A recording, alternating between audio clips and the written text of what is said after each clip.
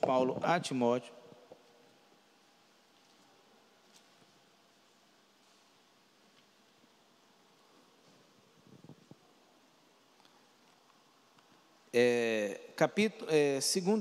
Segunda carta de Paulo a Timóteo, capítulo 3. Eu creio que na sua Bíblia tem um tema aí.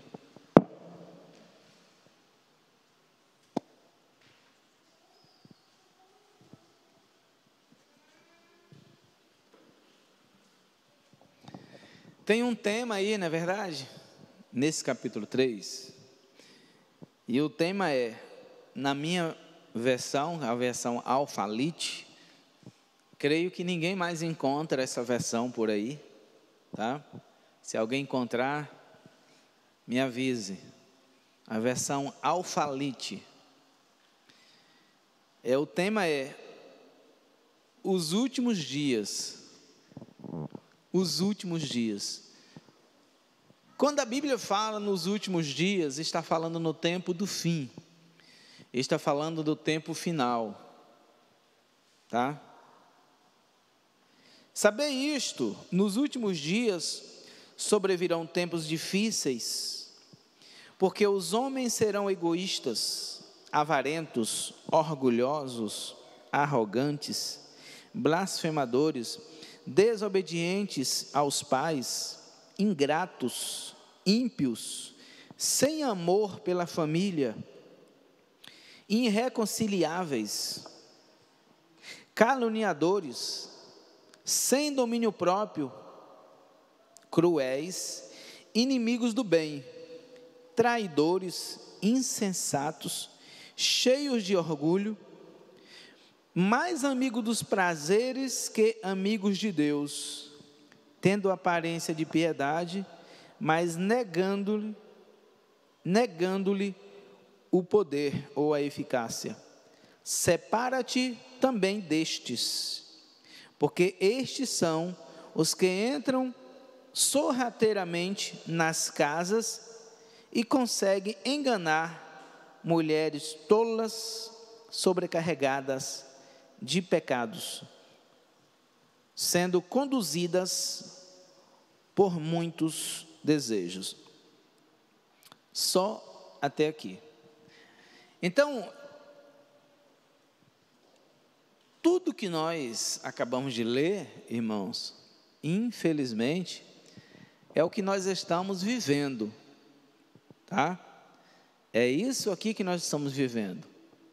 As pessoas, elas têm perdido a noção de quem são, de quem é o próximo, de quem é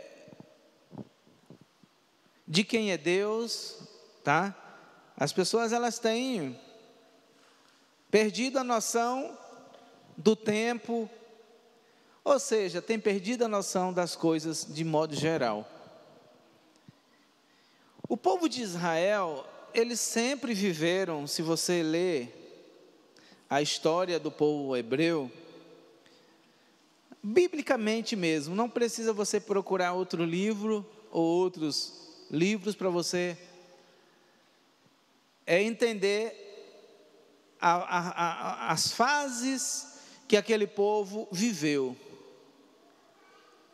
Porque da mesma forma, irmãos, nós costumamos dizer que da mesma forma que existem as estações do ano, da mesma forma o casamento, a família, as pessoas passam. Não é verdade? Às vezes o seu casamento, a sua família está uma maravilha. Mas já tem um tempo, maravilha, vamos dizer que seja primavera, porque primavera eu acho que é uma das uma das estações mais agradável, né, irmãos? Para mim, não sei você. Por quê? Porque a primavera é sol, chuva, né? É inverno, é um clima bom, não é muito quente, não é muito frio. Então, se passa por essa fase na família, no casamento. Mas chega um momento, irmãos, que nós podemos passar pelo verão, tá? Pelo calor. E você sabe o que é calor, né, irmãos? Calor é suor, calor é poeira, né? É aquele tempo seco, é aquele vento quente. É um vento quente, né, irmãos? Aqui bem perto aqui, irmãos, nós tivemos uma experiência ali em um outro estado, e eu vou dizer qual é o estado de Goiás, que se aqui a Bahia é quente, quente é lá, irmãos, quente é lá, porque aqui nós temos um calor com um vento frio, úmido, não é verdade, irmãos? Aqui venta frio, lá não, irmãos, lá a umidade, ou seja, não tem umidade, é muito baixa a umidade.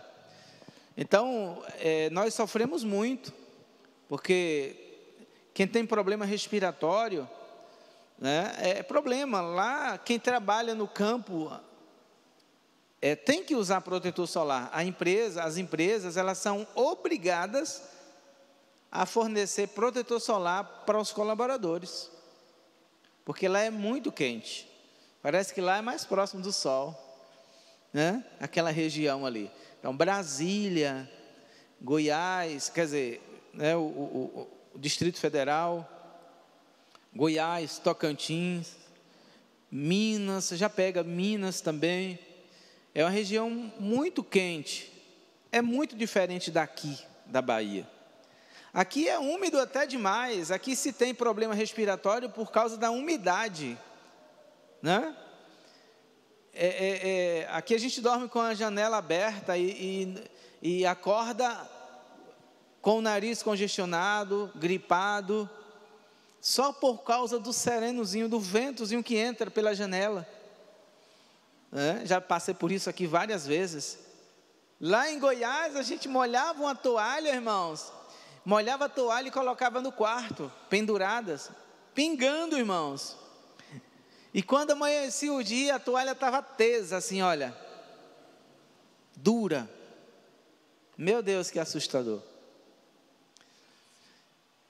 Então, calor, verão, secura. E às vezes a família, eu estou falando de família, estou falando de casamento, também passa por isso, muitas das vezes. E nós só precisamos estar preparados, irmãos.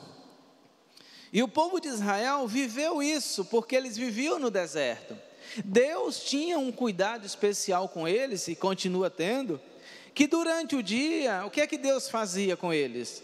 Deus colocava uma nuvem na frente do sol, para que eles não sofressem com o calor, irmãos. À noite, era tão claro, né? Existia o fogo, a glória de Deus, eles viam a glória de Deus toda noite, todo dia. Era um povo que eram conduzidos pela glória de Deus. O povo de Israel era conduzido pela glória de Deus. Agora tem um problema, irmãos. Existia um problema muito sério na vida deles, é que eles viam a glória de Deus. Eles viam o poder de Deus. E nós, nos dias de hoje, precisamos ter muito cuidado, porque nós não fomos chamados para ver a glória de Deus. Nós não fomos escolhidos para ver o poder de Deus. Amém? Concordam? Nós fomos chamados para viver, tá? Para experimentar. Porque o Espírito de Deus habita em nós.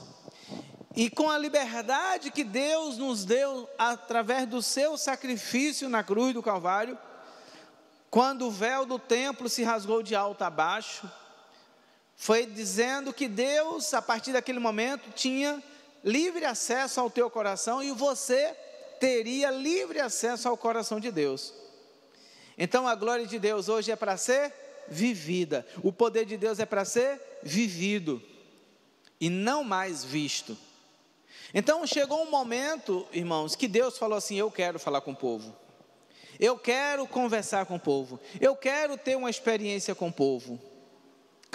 Êxodo, capítulo 19, só conferir.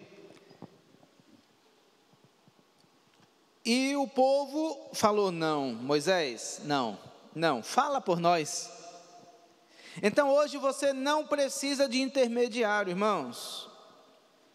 Nós não precisamos de intermediário. Você não precisa de intermediário. Deus falou para Moisés, no capítulo 19, versículo 10, e o Senhor disse a Moisés: vai ao povo e santifica-o. Hoje, Êxodo capítulo 19, abre comigo, versículo 10.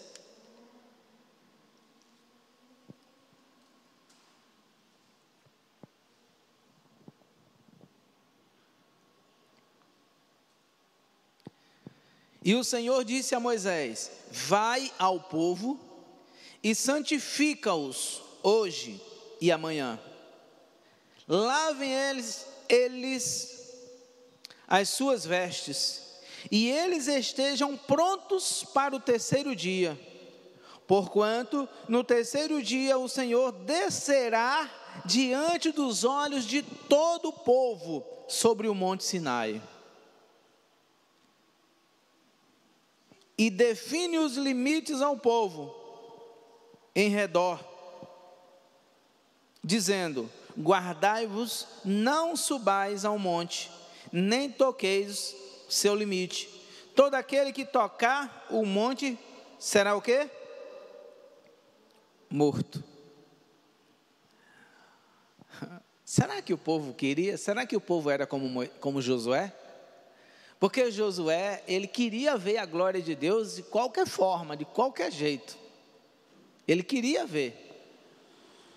Ele era curioso, né? E teve uma vez que ele subiu escondido atrás de Moisés, que era para poder experimentar o que Moisés estava experimentando. Será que os demais eram curiosos? Será que os demais também queriam sentir essa glória de Deus?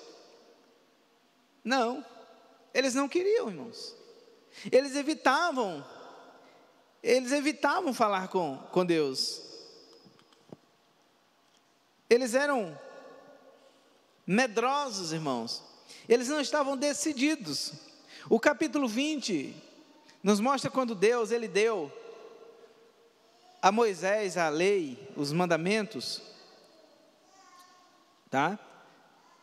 E aí o versículo 18, 20, Êxodo 20, versículo 18, lê comigo. E todo o povo presenciou, aqui ó, viu. E todo o povo presenciou o quê? Os trovões, os relâmpagos, o som da buzina e o monte fumegando. E o povo, vendo isto, o que aconteceu, irmãos? Estremeceu e ficaram de longe, só olhando.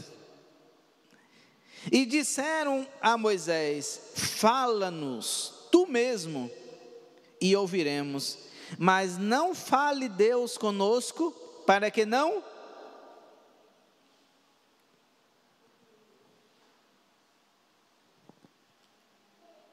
com medo de morrer. O povo com medo de morrer, para que não morramos.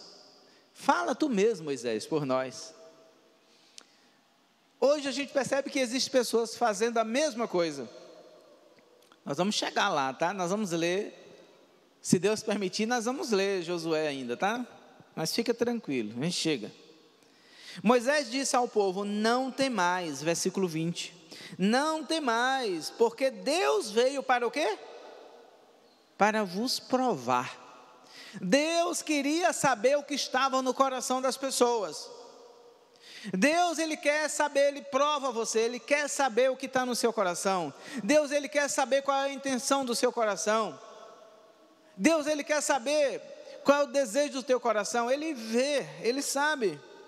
E para que o seu temor esteja diante de vós, para que não pequeis. E o povo permaneceu em pé de longe.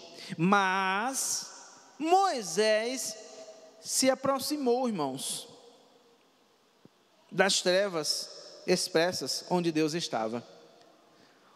Você entende? Você consegue ver a diferença de Moisés para o povo? Você consegue ver a disponibilidade de Moisés e a disponibilidade do povo?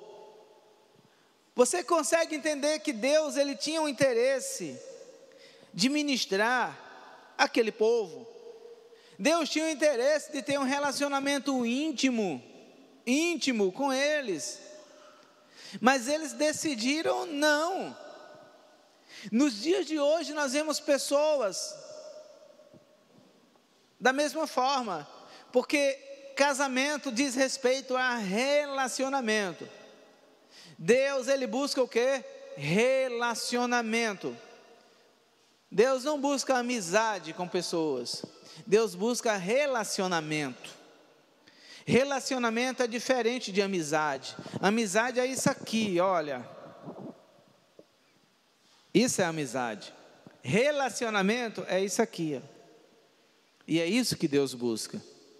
É por isso que o apóstolo Paulo falava: eu e o Pai somos, né? Não mais eu vivo, mas Cristo. Jesus falou, tá, irmãos? Perdão, não foi Paulo não, foi Jesus. Eu e o Pai somos um. Porque era isso. Aí o apóstolo Paulo vai e diz: não mais eu vivo, mas Cristo vive em mim. Cristo vive em mim. Ele vive em mim. Ele permanece em mim. Ele está na minha vida o tempo todo. Ele está comigo o tempo todo. É diferente de ver uma vez na vida.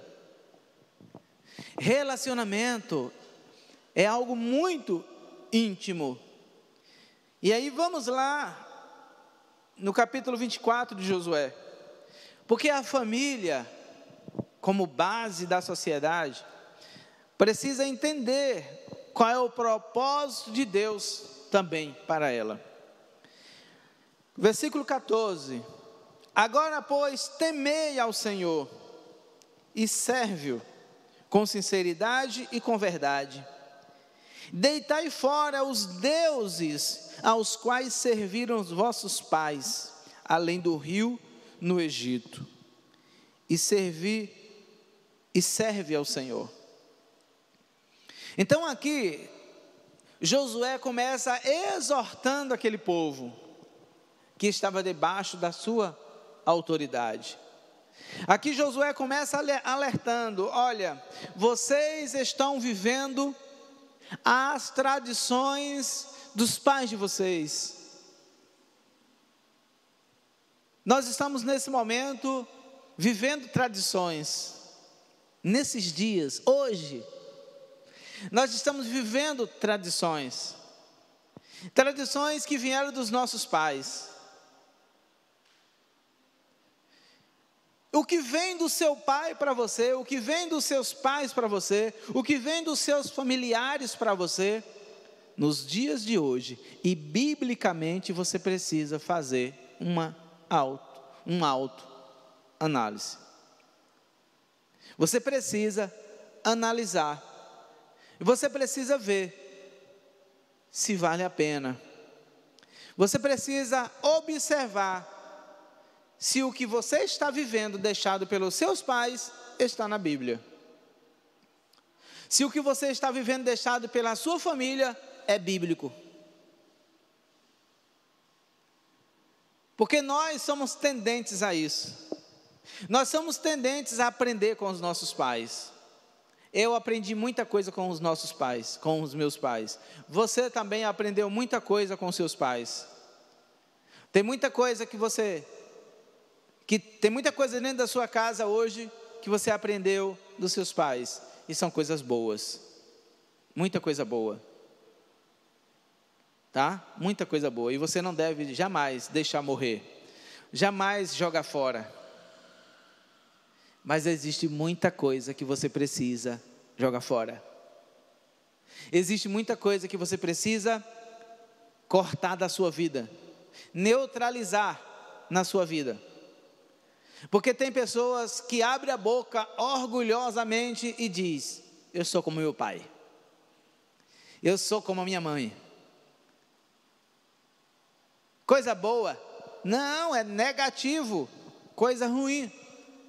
Você não deve levar nada que não presta na sua vida, irmãos. Deixa que nada te acompanhe. Então, tradições que você vivia ou que você está vivendo, se não é bíblica, não é de Deus, amado. É pecado. Ou é perda de tempo. Tá? Então, muito cuidado com o que você herdou. Muito cuidado com o que você está vivendo.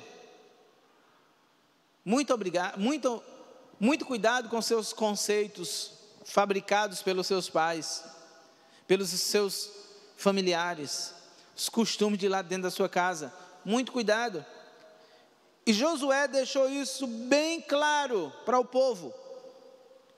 Josué falou: olha, agora pois, temei ao Senhor. Primeiro ponto. Não temiam a Deus? Não eram tementes a Deus? Porque quando alguém teme a Deus, ele tem cuidado com a adoração dele. Porque as pessoas confundem muito a adoração. As pessoas acham que cantar uma canção bonita é uma adoração, é adorar a Deus. As pessoas acham que aquela canção que te faz chorar é uma adoração. E muitas das vezes não é.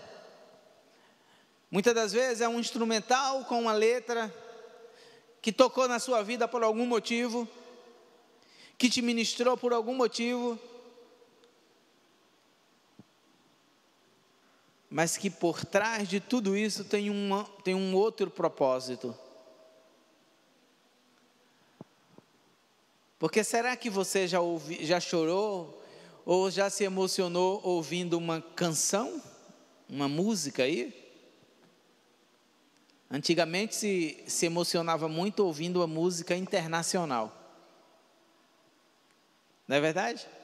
Era. Aquela música de um filme mesmo, muito famoso, que tem um barquinho, sabe qual é? Aquela música do barquinho. Sabe qual é o filme? Sabe, né? Entendeu agora, né? Qual é o filme do barquinho? Aquela música emociona muita gente. Mas o que diz a letra da música, você sabe? Muitas canções em inglês ou até em outras línguas, idioma, que deixa as pessoas emocionadas, as pessoas nem sabem o que está dizendo a letra. Seja ela uma música considerada gospel ou não, que emociona as pessoas, porque música tem um poder sobrenatural nela. Então, temer ao Senhor diz respeito ao crer, diz respeito ao viver. Crer em Deus, viver para Deus, servir a Deus, estilo de vida. E quando nós falamos em adoração, por exemplo, nós falamos do adorador. O adorador, ele não é adorador porque ele canta bonito, porque ele louva. Não, ele é adorador porque fora da plataforma, no colégio ele é adorador, na faculdade ele é adorador, na empresa onde ele trabalha ele é adorador, na reunião de famílias ele é adorador. Na rua ele é adorador. No futebol ele é adorador. Isso é um estilo de vida. Então quando Josué diz, olha, é bom vocês temerem ao Senhor. É bom vocês não procurar servir a Deus e não fazer como os pais de vocês. Então vocês hoje joga fora, deita fora, né? Os deuses aos quais serviram os vossos pais, os costumes que os pais de vocês tinham, porque herdaram isso lá no Egito. Versículo 15. Porém, se parecer bem a vocês, ou vos parecer mal aos vossos olhos, servir ao Senhor, escolha hoje a quem servir. Se aos deuses a quem serviram os vossos pais, que estavam lá além do rio, ou aos deuses dos amorreus, em cuja terra vocês estão e estão habitando. Porém, eu e a minha casa serviremos ao Senhor. Amém? Vocês entenderam o recado de Josué para o povo? Você entende qual é o recado de Deus para você hoje? Qual é o recado de Deus para você, para a sua família nos dias de hoje? Os dias que nós estamos vivendo, porque tudo hoje está vindo contra a família. Tudo hoje está vindo contra, irmãos, um crescimento de uma criança, de um adolescente, de um junior, de um jovem. E aí sim, aqueles bons costumes que os nossos pais implantaram em nós, eles estão sendo destruídos nos dias de hoje. Você está entendendo? Estão trabalhando para desconstruir, porque eu já ouvi pessoas falando, nós vamos trabalhar para desconstruir. E estava falando de jovens, estava falando de adolescentes, que iam desconstruir o que os nossos pais construíram em anos e anos e anos de luta, trabalho, de suor. Eles falaram que estão dispostos a desconstruir, a destruir. É tão de um jeito que a geração atual, ela está recebendo o nome de geração o quê? Sabe qual é? Você sabe de alguma? Conhece alguma? O nome que estão dando a essa geração, as crianças as crianças de hoje, os adolescentes de hoje, os jovens de hoje, estão chamando de geração Nutella. Você sabe o que é isso? Geração Nutella? Os meninos gostam, né, de Nutella? Aquele doce. Geração Nutella. É uma geração, irmão, sem consistência. É uma geração, não é que a Nutella não tem, porque tem consistência, mas é uma geração sem firmeza. É uma geração que é levada facilmente pelas falácias, pelas ideologias desse tempo. As ideologias são ideologias mundanas, que vão ao contrário do que a Bíblia nos ensina, que vão ao contrário do que os nossos pais nos ensinam.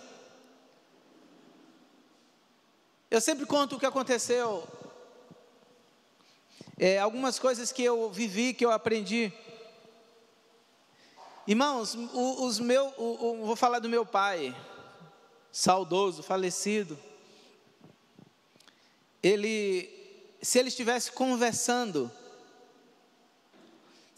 conversando na sala, sabe,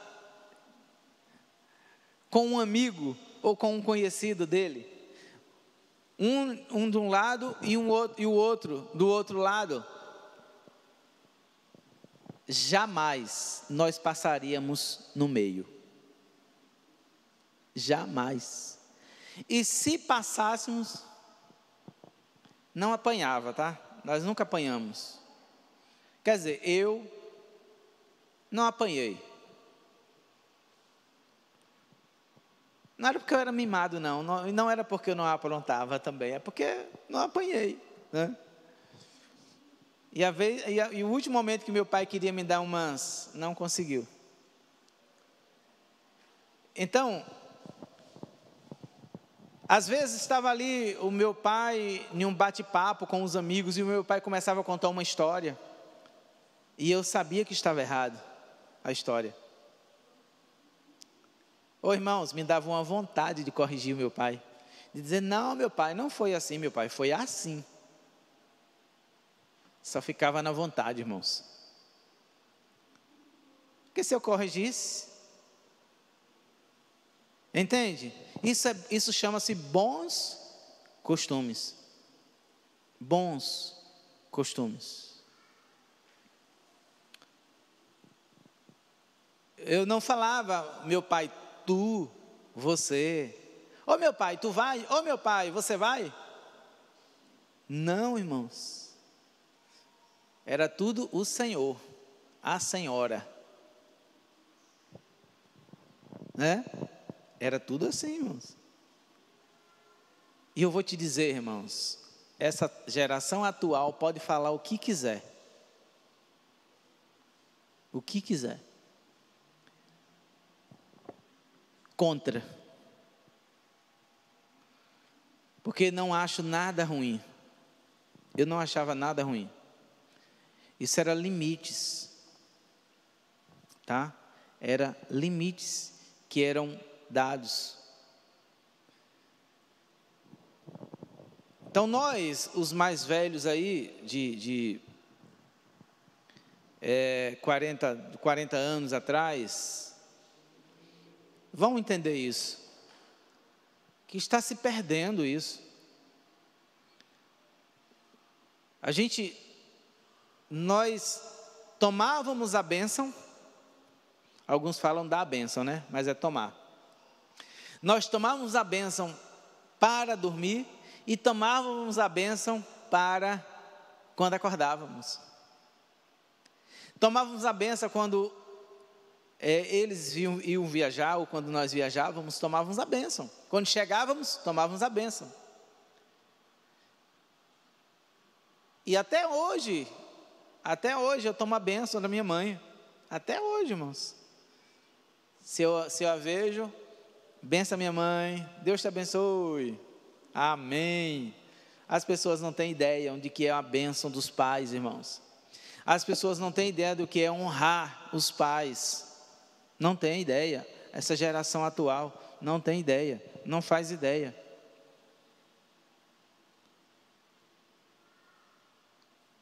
Então nós precisamos, irmãos, fazer como Josué. Quem quiser viver da melhor forma que acha viver, que viva. Que viva, irmãos. Que viva. Mas eu e a minha casa serviremos ao Senhor. Eu e minha casa vamos procurar viver conceitos bíblicos, conceitos divinos. Porque com o passar do tempo, foram destruindo a ideia de família. Irmãos, não que eu concorde, tá? Não que eu concorde com a situação que eu vou citar agora. Mas as mulheres, por exemplo, elas sofriam muito na mão dos maridos. Sofriam muito, irmãos.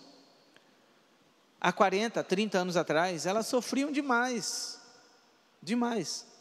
Algumas até agressão física e psicológica e muito mais. Mas elas tinham em mente, as mais velhas sabem o que eu estou falando, tinham em mente, podia até passar pela cabeça delas a ideia de separar, mas separar, não, nem pensar. Por quê? Porque casamento hoje, quando você casa, a primeira honra que você dá é a quem? A Deus. Quando você casa, você está honrando a Deus. Por que você está honrando a Deus? Porque a palavra do Senhor nos diz que Deus viu que Adão estava só e da costela de Adão formou Eva. Falou, olha, não é bom que o homem esteja só. Agora até que a morte separe, os dois vão se tornar uma só carne. O homem deixará o pai e a sua mãe e vai se unir com a mulher, e os dois vão se tornar uma só carne. Então, elas sofriam, coitadas, mas não desonravam a Deus. Não desonravam a Deus. Segundo ponto do casamento, quando você casa, você honra quem? O segundo ponto? As famílias, tá? As famílias são honradas. São duas famílias que se unem e se tornam uma só família. Agora o seu sogro, a sua sogra, são os seus pais. Aquela ideia de que marido não é parente, aquilo não é de Deus não, tá, irmãos? É mais do que parente. A Bíblia diz que é o quê? Marido é o quê? Uma só carne, irmãos. Se é uma só carne, é mais que parente. Essa ideia é diabólica, de que marido não é parente, viu? Esposa não é parente. É uma ideia diabólica. Então, primeira coisa no casamento, se honra quem? A Deus. Aponto para cima só por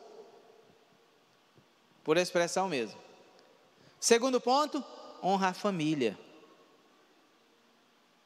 Terceiro ponto, eu falo sempre isso em casamento. Sempre que eu ministro o casamento, eu falo sobre isso. Terceiro ponto, honra os presentes, os amigos, os conhecidos. Tá? Então, antigamente, se pensava duas vezes em divorciar. Hoje, irmãos, tem casamento que não chega nem 6 meses. Eu estou falando casamento. Eu estou falando um casamento que acontece dentro das igrejas. Eu estou dizendo um casamento que aconteceu no civil. Tem casamento que não teve casamentos que não chegaram a 6 meses. Eu conheço pessoas. Talvez você conheça. Onde é que está a honra? Onde é que está o temor? Onde é que está, irmãos?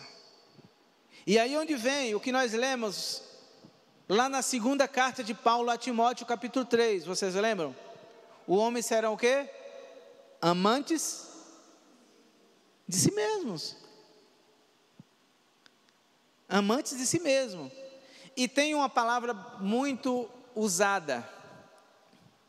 Eu vou ser infeliz por resto da vida? Eu não casei para ser infeliz? Verdade. Tá certo. Tá certo. É só procurar ser feliz, é só construir. Tá?